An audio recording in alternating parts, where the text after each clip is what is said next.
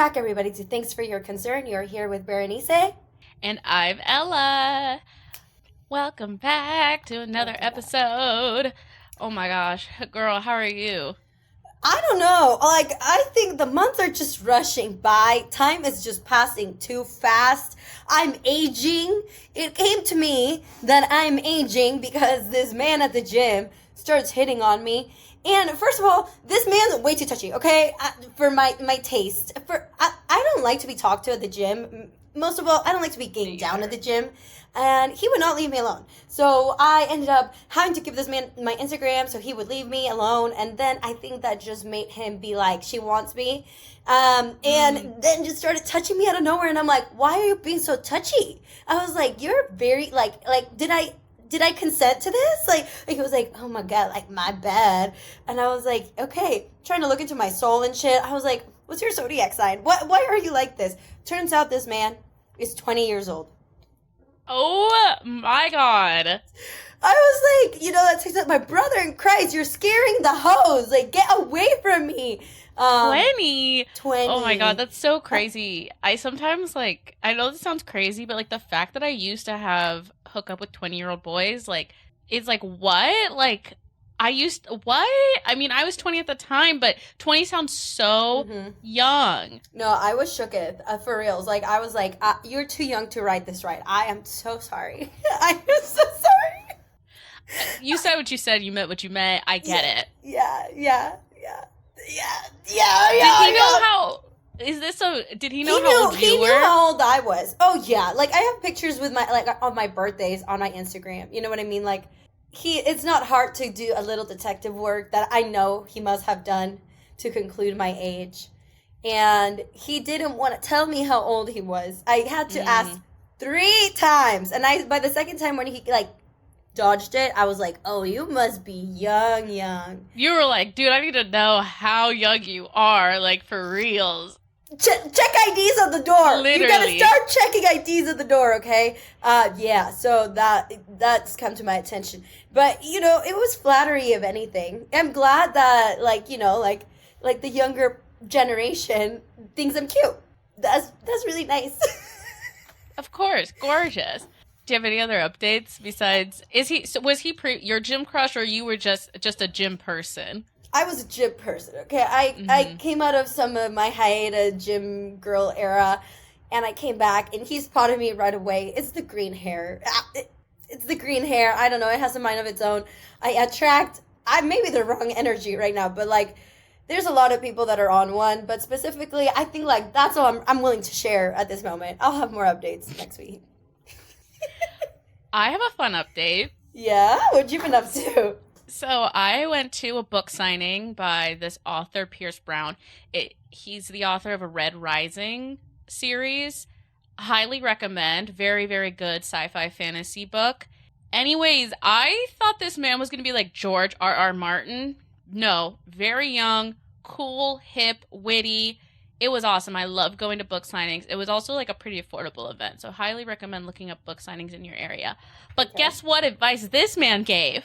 And I say this shit all the time. And I was like, okay, babes, maybe I'm onto something. Maybe maybe I'm just not bullshitting on this podcast. Guess what's the thing that he said? The number one advice he would give people? To listen to Thanks for Your Concern. Yeah, he said that. He doesn't know us yet, but he said that. No, he said the thing that I say, which is, if you're a creative, there is always going to be a point when you start out that your taste laps your talent. As in, you're going to have better taste and you're going to make shit that you don't even like because you know what good shit is. And he said that. And I was like, oh my God, I say that. So that was really cool. He was a dope guy. Highly recommend book signings. And it reminded me, the last book signing I went to, it's been a while, was for Eclipse, when I met Stephanie Meyer for the 3rd time.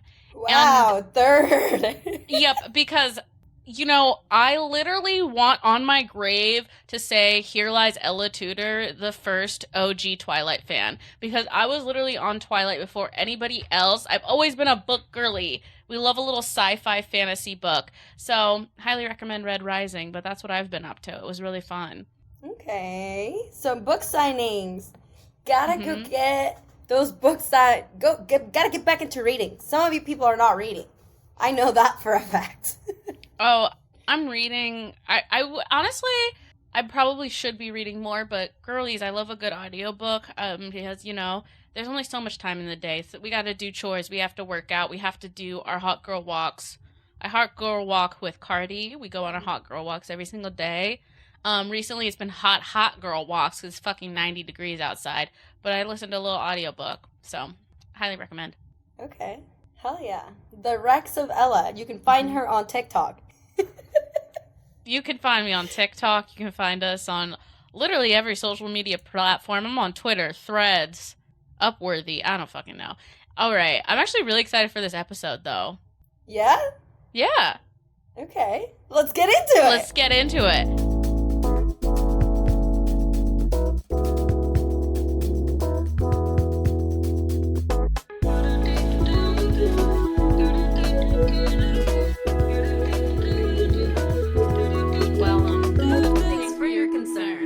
Today we're talking exit strategy in all aspects of life. For my other anxious girlies, you probably know about this.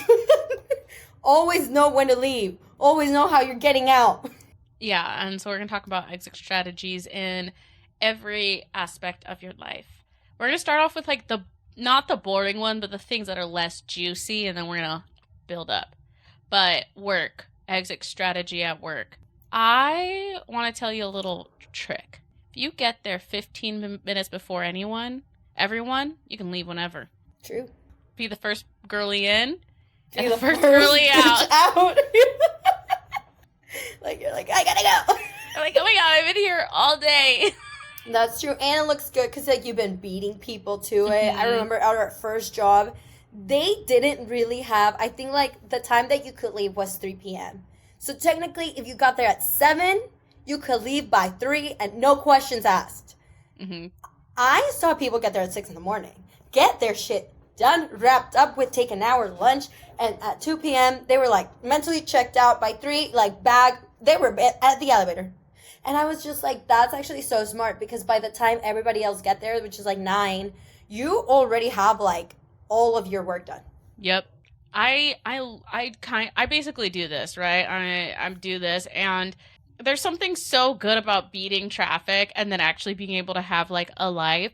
I know a lot of people who are 6 to 9, my 5 to 9 before my 9 to 5. I don't know. I just don't function at 5 a.m. and 6 a.m. like that. So let me put those bullshit hours at work.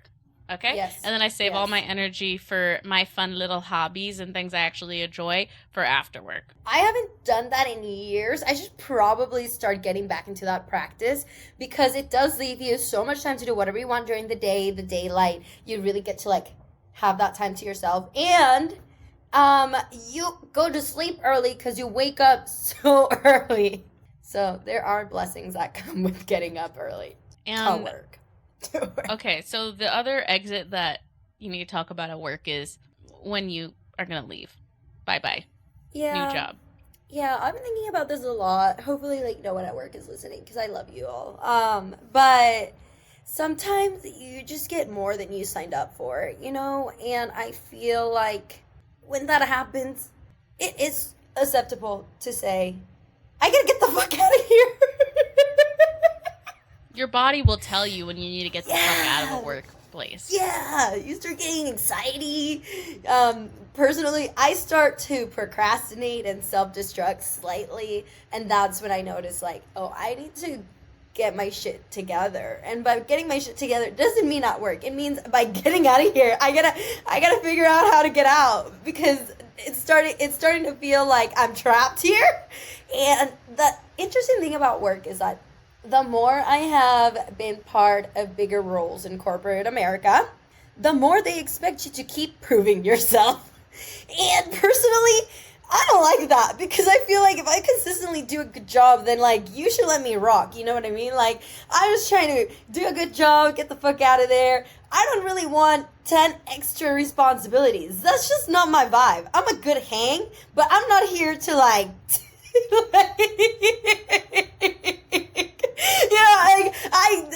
nah.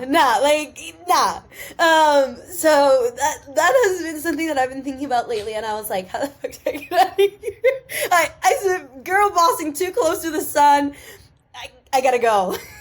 I feel like the big sign that like I need to get a new job is when I start like fantasizing about things that could happen to me where I would get significant time off.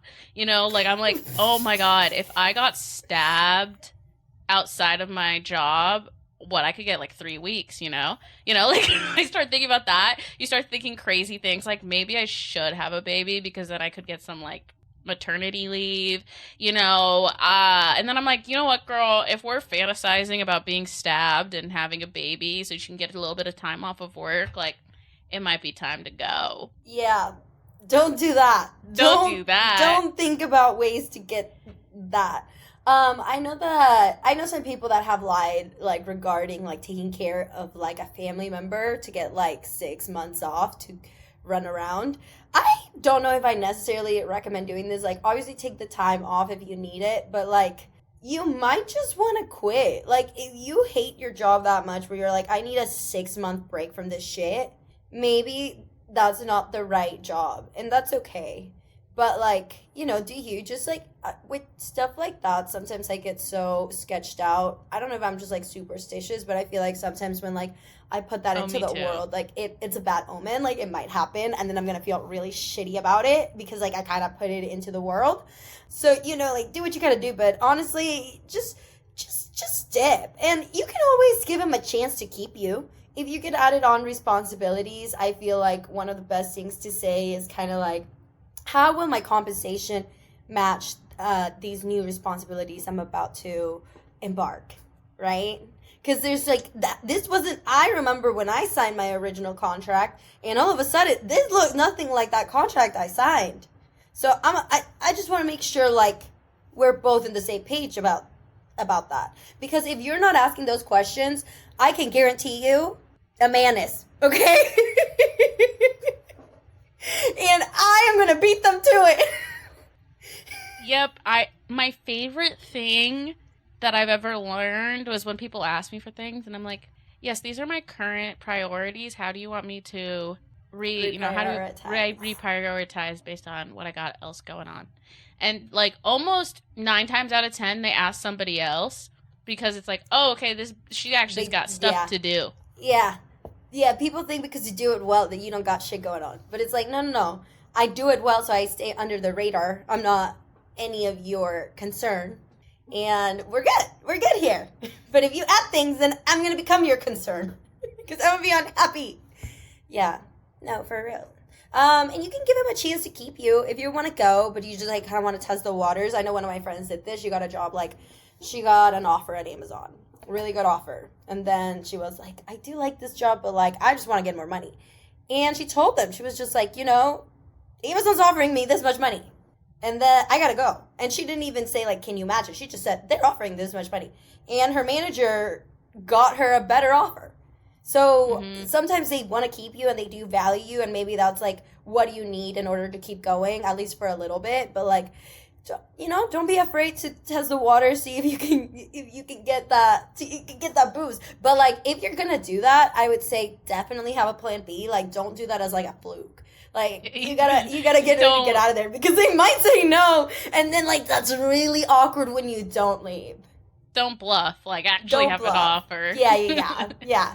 I would say that. Other places that you sometimes need to plan your exit strategy, or just overall, I feel like planning ahead. A lot of people don't plan ahead, and this worries me. And I think like sometimes, you know, when you get older, you're like, I am becoming my parents. I feel like I am becoming my parents, specifically my dad in this aspect. He's always like, you know, like, what's your plan? What is the plan? You're getting there. How are you getting home? This one's I've learned in some tough ways, mainly in New York. Like, sometimes I'll take the subway home. It depends on the circumstances. And that bitch stops running at a certain time. And then I'm like, oof, am I ready to pay like $100 Uber to get home from a party? I probably should have planned that a little better. Yeah, I think, not my like regret, but like if I were to give any advice, bro, do not go anywhere unless you can say like, fuck you, I'm leaving, and you have the means and opportunity to go.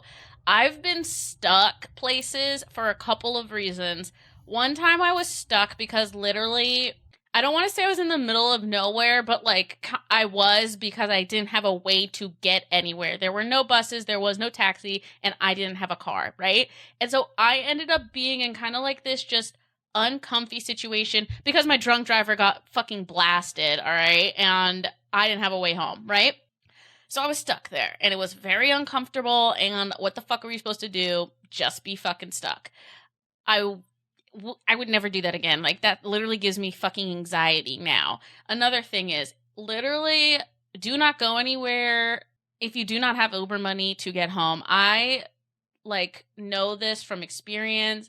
Bro, one time I woke up in fucking Tacoma, okay? And that is so fucking far from my fucking house, okay? I cannot believe I like did that shit. That is fucking nuts. I've woken up in other states. Like, this is nutty cuckoo banana shit. And yeah, so always have a way to get the fuck home. Young people have Ubers now, but I remember back in the day, like in high school, where we did not have Ubers. The taxis were just like not really an option. And so you just had to like make sure you got on that last bus. And I just remember this one time I was like trying to go home and I literally like we're running for the bus and I just watched the last bus go by and I was like, fuck, like, holy shit. And me and my friend were literally like, we're gonna have to like walk home. Like, we're like, fuck. And we got our steps in that day, baby. We literally walked like, I'm not exaggerating, 10 miles to my friend's house. And I was like, that party was not worth it. So you got to plan ahead. Always have a way to get home. And know the vibes of wherever you're going. Because even, I will tell you right now, this man just invited me somewhere. But he's like a DJ. And like, I really had to be careful with anybody in the EDM community, okay? And anybody who parties. Especially in New York, sometimes like you get invited to things and you're like, oh, you just invited me here because you need to get girls. You didn't invite me here because like you want to hang out like one-on-one. And that's a really awkward place to be, mostly if you came like alone. I think it's very fair to be like, are you a promoter or are you like personally trying to invite me? And are you planning, what are your intentions with my time? Yeah, it's hard to do that, to sort of have a plan. I would say do that even with people that you trust, because I really had to learn this one the hard way when I went to a music festival and I thought I'd be going home with somebody I loved and then ended up being not so in love in the next hour, and I really wanted to get home and I was really far away from my house and I was like, fuck, now I'm gonna have to endure a car ride with this person I don't want to be with. Yeah, so it's a tough cookie to learn, but it in the long run, it's for the best. I mean, you also have credit cards if you're in a really bad situation. You should probably figure that out.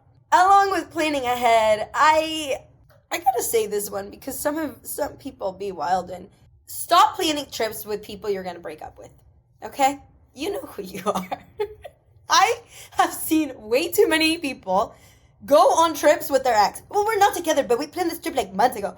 Bitch, then don't go. Go by yourself. It's not that hard. Carpe diem, motherfucker. Like, it's so bizarre to me that you would choose to go on a trip with your ex because there's so many feelings. There's so many feelings, and it's always gonna go bad. Like, you're always gonna be like, yeah, this is cool, but like, you plan on not speaking to each other in a month. Like, you do know that, right? So why the fuck would you try to make more memories? See, I literally feel like, you know, I don't want to say we've all been there, but I think a lot of people have, because like, you're lovey-dovey and you don't want to think about like, oh, are we going to break up? I learned about this the hard fucking way, where I planned a trip a year ahead, and then about fucking, I don't know, 8 months, I was like, I do not want to be with this guy. But I was like, fuck, like, we have a lot of things planned. Like, I can't break up with him now. It keeps you motherfucking trapped. So from that experience, I would say, buy a refundable motherfucking ticket for that other person so that you can just go on your own. Like, I get it. Like, I think the one I took with my ex, like, it was like literally like a $1,200 plane ticket. And so it was like, fuck, like at the time, $1,200 was crazy amount of money. Now, if it had just been a little refundable ticket, bye. Like, I could have gone on my fucking own, but no. So I spent a month abroad with my ex. He wasn't my ex yet, but I knew it, you know. Anyways, but yeah, I think also plan trips on your own, man. It's I think that should be a thing that you do. I think there's trips that you can take with your partner, but sometimes I feel like it's even better just to be like, nah, this is gonna be a me and me kind of situation. A me and me situation can be really nice. And sometimes there's the excuse of like, well, I'm a girl, I don't want to travel alone. I feel like you could always either get a buddy to go with you, or you can find avenues. Like, women travel alone. I would say Most of the time, yeah. That's what I mean. Like, at least plan like one step ahead and be like, am I willing to take this trip alone? And if the answer is like no, it's unsafe, then like maybe you shouldn't go anyways. Because like, I'm gonna be honest, like, how much is this man gonna protect you? Like, I feel like a lot of people's men, that's like a false sense of protection. And I mean, I don't know. I just think there's very safe places that you can go and maybe lean into going towards those safe places, or go on like a group trip with like a company, a reputable company. But there's like a lot of really cool places that you can go alone. And I understand feeling like a little afraid, but plan one step ahead. Okay, I like that. I like that. Yeah. I think when it comes to like, now we're in the path of relationships and planning ahead, living with people, if you're also gonna break up with them, you should probably not sign a lease. I know some people that do that. Like, you just signed a year lease with somebody you don't even like. Why did you do that? I swear to God, like, the hill I will fucking die on, like, there's no way you can change my mind about this. I would say, like, 97% of the time, you should not live with your boyfriend or girlfriend or partner, all right? 97% of the time. Because, here's the thing. 50% of people that live together break up, and then the other 50% get married, but 50% of them break up. So the odds are not in your favor. People stay in relationships because breaking up while you're living together is really tough. And then there's this new phenomenon where it's like too broke to break up, where it's like you literally don't have the means to leave. So you're with that motherfucker indefinitely. Yeah. I think if you're the one breaking up, you gotta know that you also may have to be the one to leave the apartment. So those are tough situations to handle. You gotta navigate that smoothly. I think living with somebody is a pretty important step. I like, you've always said, like, I'm not living with somebody unless I have a ring. And I've thought about that, and I'm like, you know what? You're right. Unless I plan on marrying this person, we don't really need to live together. And if I don't plan to marry you, then we might not even need to be together. So... And to add to that, if you say that to a guy, like, if you say that to the person you're with, like, I don't really believe in cohabitation unless there's, like, a ring or, like, we literally plan on getting married. If that person is like, wait, that's fucking... No, like, I want to live with you even though I don't know I want to marry you... That's like a red flag, right? Like, why the fuck like, I don't know. Like, I think that unless the other person's like positive they want to be with you and you're positive you want to be with them, you don't need to live together. And then some people are like, oh, well, you shouldn't get engaged unless you know how that person lives. You don't know how someone really is until you live with them. I feel like I'm a smart enough cookie, and I think a lot of people are smarter than, like, unless your significant other's fucking hiding something, you know how they live, right? Like, you can say, like, this person's cleaner than me, this person is messier than me, this person cares about A, B, and C. Like, I don't know, like, if you spend time in their apartment, you know how they live. So unless you've been with them for long enough and they're, like, hiding how they are, I think you can kind of tell. Yeah. I'm not saying get married blind, but I am saying, like, unless you're really fucking sure, I don't think you should live together. And I just want to say, I have a new antidote, all right? Oh, yeah? I told my fucking friend, I said, don't fucking move in with this guy, all right? I was like, I'm telling you, you don't want to do it. And she was like, no, it feels very different. Like, he is the one. We had dinner. Guess who's not the fucking one? Oh no. The dude she's living with. And I was like, and she was like, I know you told me, but like I didn't want to believe you. And I was like, hey man, I'm not hating on you and your relationship. I'm just saying for like a lot of people, how many people do you date before you find the one? A lot of people. Yeah. I don't know. I've never gone that far. I just remember my ex-boyfriend one time was like, yeah, maybe I'll move to New York. And I was like, no, I gotta get out. That's what I knew. I was like, I don't know if I see that in my future. So that's why I was like, oh, if you don't see that in your future, then why are you in a relationship? That doesn't make any sense. You know what I mean? Yeah, you could always do like a what's a good situation? What's it called? Oh my god, where you sign somebody else's lease for like 6 months. That's not that crazy. That you can still get out. You know what I mean? And maybe we're just being cynical, but I don't think so. And I think I don't think so. I think that you're just like planning a happy future for both people. I feel the same way about prenups. Like some people are really like have weird stigmas about prenups. Like you must not have come from divorce. Like you must not be a child of divorce. But I think prenups are such a smart thing because honestly, like marriage is a contract. It's a legal binding contract of your assets, of a lot of other things, and you should be protected. And if you're on good terms with somebody, as you should be when you're getting married, I feel like this is the most like pure and good intentions that you have for each other. Have things go wrong, south, things just don't work out, right? And I don't think it's like a bad omen to just like sign an agreement that's like, hey, just in case one day we're not in a good place, we don't come for each other's money, assets, whatever. Like we already have an agreement based on the best place that we can be to protect each other in the future. Because some people get real freaking nasty, okay? When they don't get what they want, when they're hurt, they will come for you, they will come for your life. And that, honestly, like, that kind of sucks. And having that just in a little bit of writing, having that as a legal agreement may encourage somebody to act accordingly based on a legal contract. Protect yourselves.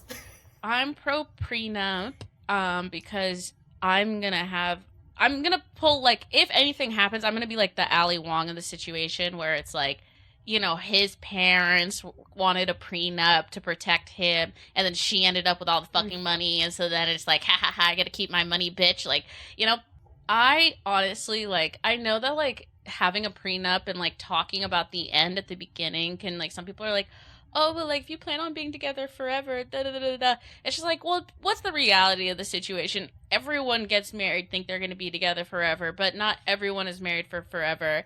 And it's really interesting because my parents were together for, like, almost 10 years before they split up. And let me tell you, it is so ugly to see people fight over, like, just fucking bullshit, really. Like, it's just, like, one of those things where it's like, damn, man, I wish y'all had a prenup so that you didn't have to fight like this over shit that, like, ultimately, it's like, is it worth it? No. Not really. No, but people get butthurt and people will come for you, whichever way they can to hurt you, unfortunately, when they're hurt. And so, we're pro prenup on this podcast. Pro prenup, and if you're not there to marriage yet, I would just like to say the ultimate exit strategy is like a savings account, and being financially independent. And I know that, like, people get into, like, situations where it's just so difficult to leave, and that's with, like, work and in relationships and out of a lease. If it's like a roommate lease, mm-hmm. Those are also tough. Mainly if you don't like your roommates, you got to be smart with those. You got to also know when to cut that, when to leave that. I had to kick out a roommate, and that was a really not awesome experience.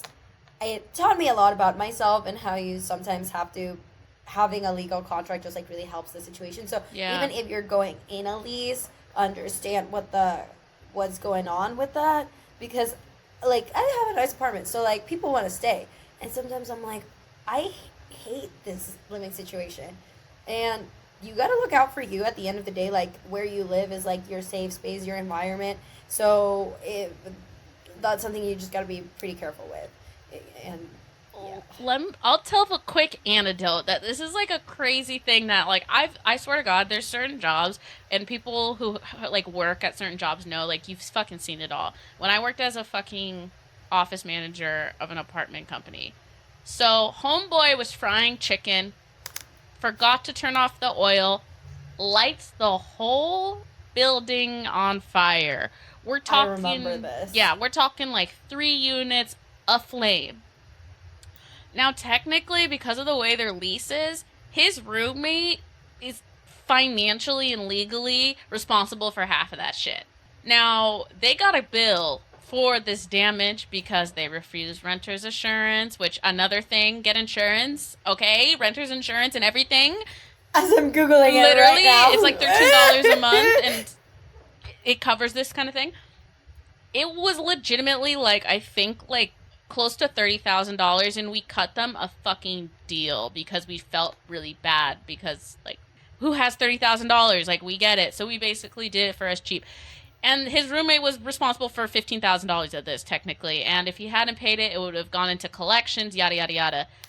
Now, if they had had some type of agreement beyond their lease, like just know that you're getting into legal contracts when you're signing onto a lease, when you're getting married, there's so many things. And legal contracts can protect you and they can also keep you attached to people that you don't want to be attached to. So have legal contracts, exit strategy. Oh, this is my other one. Don't fucking co-own an animal with your partner. Oh, yeah. Bro, if you have a pet, is that your pet or is that your fucking boyfriend's pet? Because if it's your guys' pet together, nothing is more frustrating and gross than co-parenting a dog at 23. And I know I'm coming for some of you guys' fucking throat and life right now, but bro, you're co-parenting, you're doing a handoff with your ex every other week for the dog. Like, it's got to be your dog or their dog. I know. My sister's going through this right now. Oh, God, like, sorry. Cut your losses. No, yeah, I was like, that wasn't the smartest plan, huh? You didn't foresee this 9 years ago, huh? Oh, that sucks. Yeah, it happens. And sometimes, like, you really be staying together for, like, a pet. Like, that's ridiculous. Please adopt your own animals, okay? Be very clear and specific. This is my animal. You can live here, too, but this is my animal. And we love your contributions, and the animal loves you, but, like, ultimately, this is my dog. Mine. Yeah. And whatever that means, like, if you don't want to clean up after them, I get it. It's going to be my responsibility. But that is my animal. Yeah. It is very interesting. We're not even going to get into kids because I don't got those, so I don't got opinions of that. But that's another thing as a child of divorce. There is no exit strategy when you have kids, okay? So be smart. If you don't like her like that, you should probably, like, be putting a condom on and maybe not, like, like, doing things that you shouldn't be doing. Plan ahead, because some people really be getting into some tougher situations, and some of the girlies, they sometimes be a little delulu. I'm not gonna lie. I've seen girls get knocked up because they really like the dude, even though he treats them like shit, and he clearly doesn't like you, and you keep the baby for your own personal reasons. I don't gotta get into that. Like, your choice is your choice. That's cool. But, like, girl, like, you're tied to this human being forever. And the way that he treats you is how he treats people, like, in general. Like, that's a definition of his character. So why do you want that as a parent for a child? Like, people get into sticky situations that I think could have been avoided by tough conversations. Yeah. Like, what's a tough conversation? Do you believe in abortion? You should probably know that about if you're gonna be fucking raw. You need to know how that person feels about that. What would you actually do? Not only do you believe in women's rights to choose, what would you choose? All right? Because some people knock up girls and then they're like, oh, you should get abortion. And then they're like, I don't believe in abortion, but you never talked about it. Yeah, those are bad situations to be in. Mm-hmm. So just, make good decisions for yourself, protect your energy, your peace. At the end of the day, that's the real cost of any situation that you have to get out of is your peace. So if you can plan ahead to just make sure that we remain peaceful and that we can get out of situations to the best of our abilities and just facilitate that way out. I think you're golden, babe. We're golden. We're golden. It's not weird to plan ahead. It's not putting energy. It's not an omen to just figure out what's best for us. And, you know, like, I think it's cool to be optimistic. But optimism can only get you so far. Babe, be optimistic about the weather, not the trajectory of your life, okay? Yeah. Okie dokie. Well, thanks for listening. As always, please subscribe. I hope you like this episode and you like every episode as much as we like this episode. And you get to check in with us every week. Thank you. Please go follow us on our social media. We got Instagram. Thanks, number 4, your concern. We're also on TikTok. And then my personal is Brittany Sadias M. And I'm at Ella L. Tudor. Make sure you're subscribed to our YouTube and to this, and let everybody know about the podcast. We love you sharing our podcast with your loved ones. We're excited to see you next week. Thank you so much. Okay, bye.